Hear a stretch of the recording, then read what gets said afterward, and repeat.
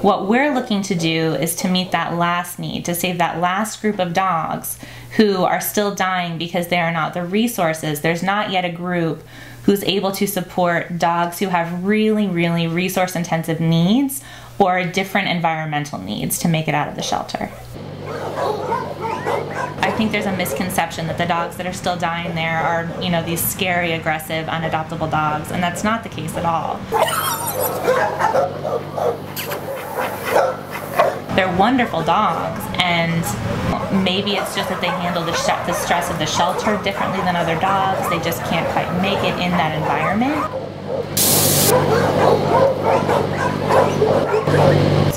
Maybe it's that the issues they have take more resources than a high-volume adoption program has to dedicate.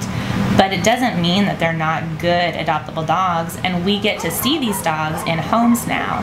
And it's proof positive to see them thriving, to see them living as happy, four-legged members of this community. They just needed something different to help them get to that place.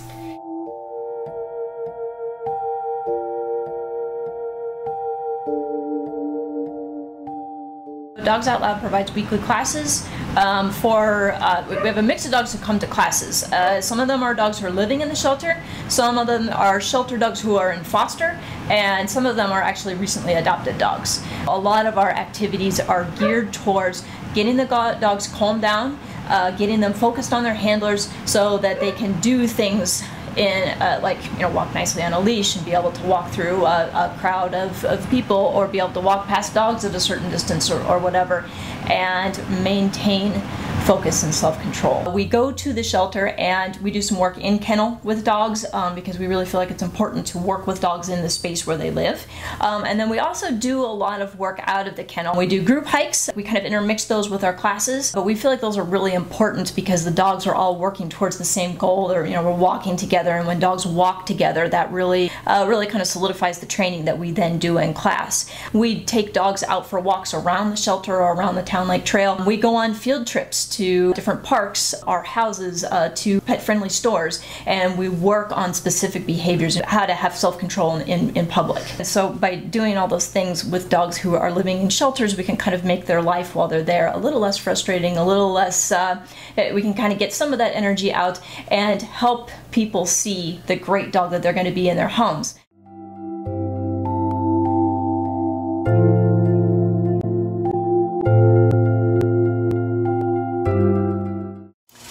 I'm Keitha Spears and I foster Cupcake. She is a Dogs Out Loud dog. So when I first got her, I couldn't even take her out on a walk. I couldn't take her even really outside of my house unless it was those odd off hours where, you know, no one's walking their dog. And even that, we had to take multiple detours around the neighborhood to make sure that we avoided any kind of animal ever.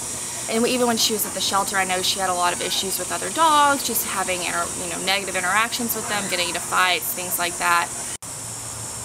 Between that training and hikes and just specific training sessions that she's been going through, so, you know, parallel walking with other dogs, or she now is a dog that can be in small groups and she can go on hikes, and she's not a complete disaster. It's definitely been an eye-opener of what you consider a good dog and what you consider a bad dog. Like, most people, I think, would look at Cupcake and see her as a bad dog. Initially off the bat, you think, oh, she can't be around other dogs.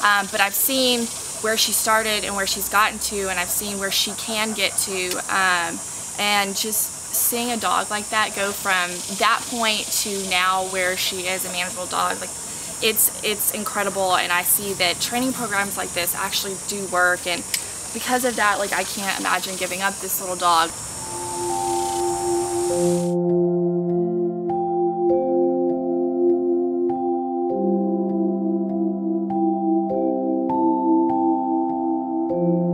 We provide, you know, not just the bridge to the home, not just the support to make that dog adoptable, but also the support once they get adopted to help them go on and actually thrive in that home and stay in that home. My name is Kyle. I adopted Kazoo, who is a awesome 2-year-old dog that Dogs Out Loud was working with in Austin Animal Shelter. We were fortunate enough to find out that he came with the whole entourage of support. We also received an adoption packet, which came with a whole guide of different types of dog behaviors and what to look for, and also just some helpful information on bringing a new dog into your house, as well as all the contact information for Dogs Out Loud and how to come to some of the training sessions and about the at-home visits, as well as a little behavior profile of Zoo himself.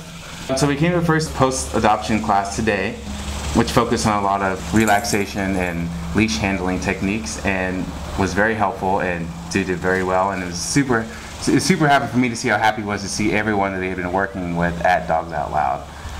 He was very excited to see everyone, and he knew everyone.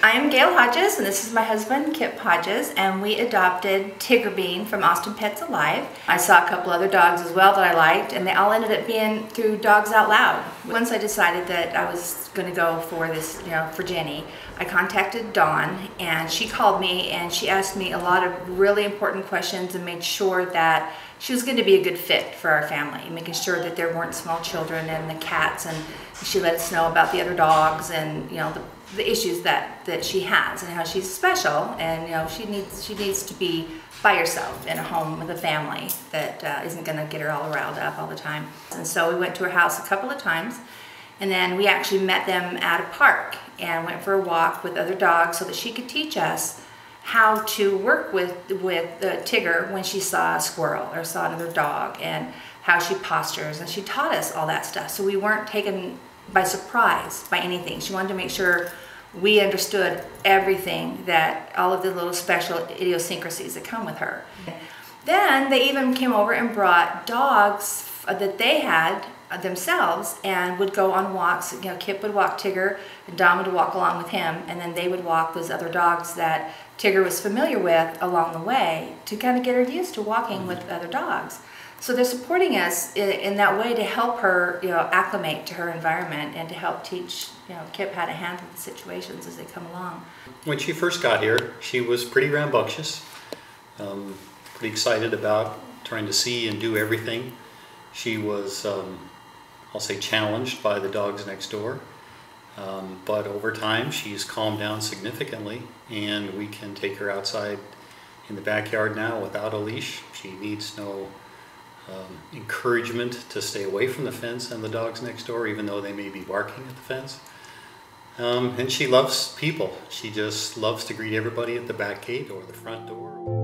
Yeah, good girl. Good girl.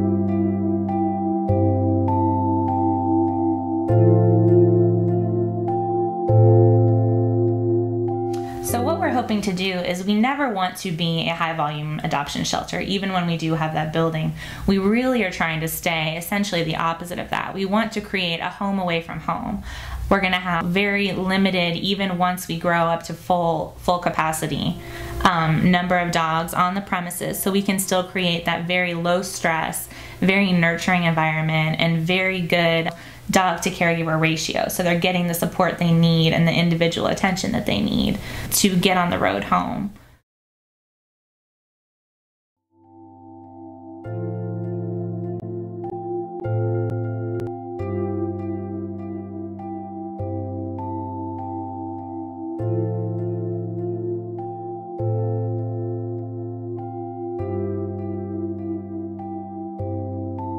We started this program because we're very aware of the limited availability of foster homes for this subset of dogs. In particular, if it's a dog who at this point in time is not able to go to a foster home with other pets, there's very, very slim chance that we're going to be able to find a foster who can offer both the right environment and carry out a training plan to get that dog where they need to be to get adopted.